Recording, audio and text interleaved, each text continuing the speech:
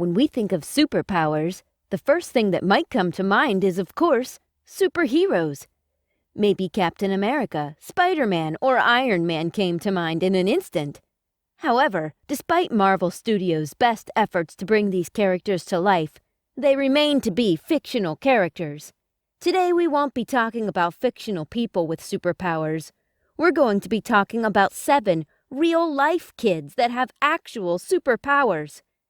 Remember to subscribe and ring the bell for more amazing content like this. Let's begin. In the first place, we have Addis the Unfreezable. Most people that are born and raised in cold climates tend to exhibit some tolerance to cold. However, we're all human beings, and humans begin to experience hypothermia when their core body temperature sinks below 95 degrees Fahrenheit, with death usually occurring below 70 degrees Fahrenheit. But in late 2014, a Polish toddler defied these principles, inconceivably surviving a harrowing night outside in the freezing cold, during which his core body temperature plummeted to an inhuman 54 degrees Fahrenheit. Addis emerged essentially unscathed. Being barely a toddler, it's surprising that his body could withstand such a cold temperature and remain alive. Just for comparison, these are the normal effects of freezing temperatures on an adult human body. First, an adult human's temperature only has to drop about 3 to 4 degrees Fahrenheit for you to slip into hypothermia.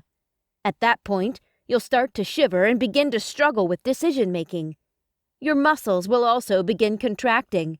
Your brain and nervous system have a harder time functioning and maintaining normal thought, which will cause you to probably start making bad decisions as the hypothalamus finds itself at a loss of actions. You'll start getting frostbite, a rash, respiratory failure, and probably will eventually die if exposed too long. Now imagine a toddler that survived all of this. That's literally superhuman.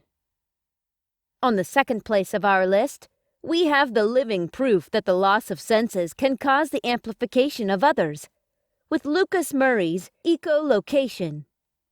Lucas Murray, who was born blind, learned to use his ears to see when he was just 5 years old. He does this by clicking his tongue against the roof of his mouth and then listening for echoes, which tells him of objects that are in his vicinity.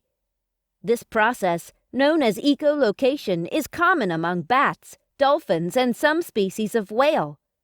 It's almost unheard of in humans, although Lucas learned how from a man named Daniel Kish. But Lucas mastered it in 3 days' time and uses it to get around. His quick mastery of this technique has allowed him to, despite his blindness, he can see with his ears. This has allowed Lucas to play basketball, jump on trampolines, and run with friends without having any sort of trouble. From the sound of his tongue on the roof of his mouth, he can make out the location, depth, and shape of objects around him, allowing him to navigate even unfamiliar areas. This skill is not that easy to master, with an estimated only 5 to 10% of the blind population being able to use the skill. The man who taught it to Lucas, Daniel Kish, is a blind psychologist who has practiced the technique since childhood and has been teaching it for more than 15 years. He advanced from learning how to detect different-sized bowls and cardboard panels by clicking to navigate grocery stores entirely on his own. In addition to clicking, Lucas also uses a white cane to find his way. Lucas's mother said that the frequency of Lucas's clicks depends on the environment and how familiar he is with it. But the technique is second nature to him now. In our third place, we have Arlene, super memory. With the gift of never being able to forget anything, Arlene Heyman can remember absolutely everything he has done for the last 9 years. Heyman has a rare condition only diagnosed in 20 people on Earth, called hyperthymesia, or a highly super autobiographical memory. He started remembering everything when he was 11, but before that, he has vague recollections just like everyone else.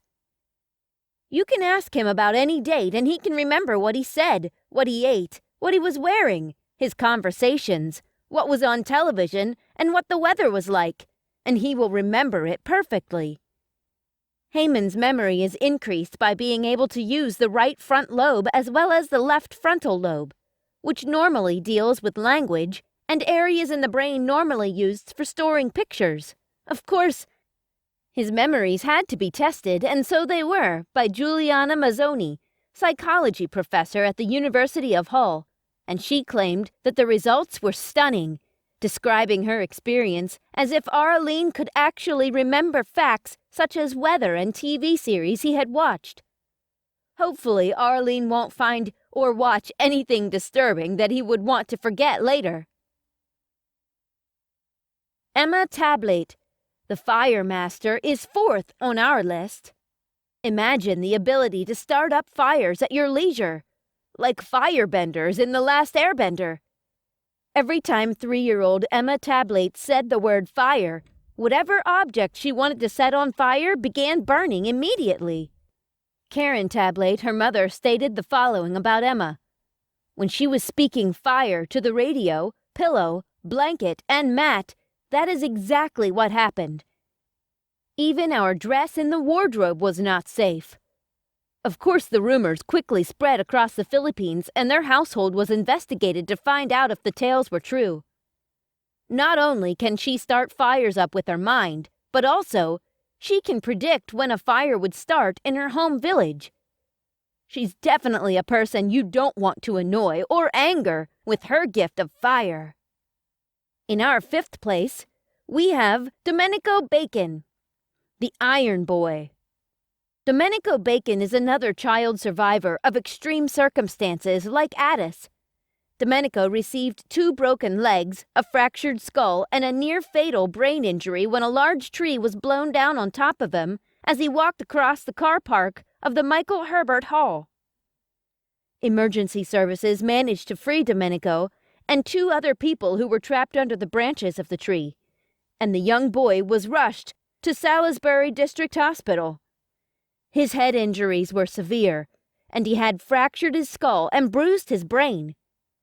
Thanks to a quickly performed surgery, the doctors saved Domenico's life, but although his condition soon stabilized, doctors were still unsure what long-term effects such as a massive trauma would have on a young child. Yet Domenico not only survived without significant brain damage, but he also, inconceivably, learned how to walk again. Ruth Lawrence, the mathematician, is 6th on our list. At age 10, math prodigy Ruth Lawrence became the youngest person to be accepted to Oxford University. There she completed her degree in 2 years and scored the highest grades of any of her fellow students. Although child prodigies rarely become adult geniuses, Lawrence defies the odds. Now 47, she's a mathematician and an associate professor of mathematics at the Einstein Institute of Mathematics, Hebrew University of Jerusalem, as well as a researcher in knot theory and algebraic topology. In our 7th and last place is Jacob Barnett. At the age of 2, Jacob Barnett was diagnosed with severe autism, and his parents were told by a small army of educators and doctors that he would never be a functioning member of society, let alone a contributing one. After many issues with his school, his mother, a school teacher herself, began to homeschool him, and she allowed him to indulge in the peculiar activities that he seemed to enjoy: drawing, mathematics, and solving puzzles. Free from these restrictions and a faulty educational system, he absorbed the high school's entire math curriculum in 2 weeks and was accepted to his home state of Indiana's Purdue University at the age of 10, where he studied astrophysics and earned some money on the side by tutoring his fellow students in advanced mathematics and working as a research assistant. At only 15 years old, Jacob applied and was accepted to the world-renowned Perimeter Institute for Theoretical Physics in Waterloo, Canada. With the photographic memory An IQ over 170, higher than Albert Einstein's estimated IQ, and having had his research published at the age of 13, Jacob Barnett is a true example of the superpower of superintelligence.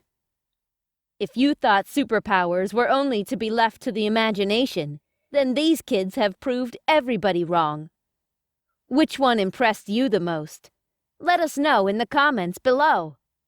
Also, we want to invite you to give this video a like, share it with your friends, and also subscribe to our channel for more amazing content like this.